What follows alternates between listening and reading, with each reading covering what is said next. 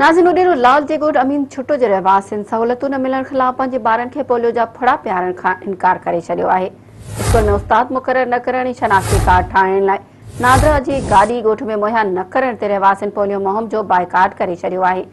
ॻोठाणनि जो चवणु आहे त मुतालबा पूरा थियण ताईं ॿारनि खे पोलियो जा फड़ा न पियारिया वेंदा।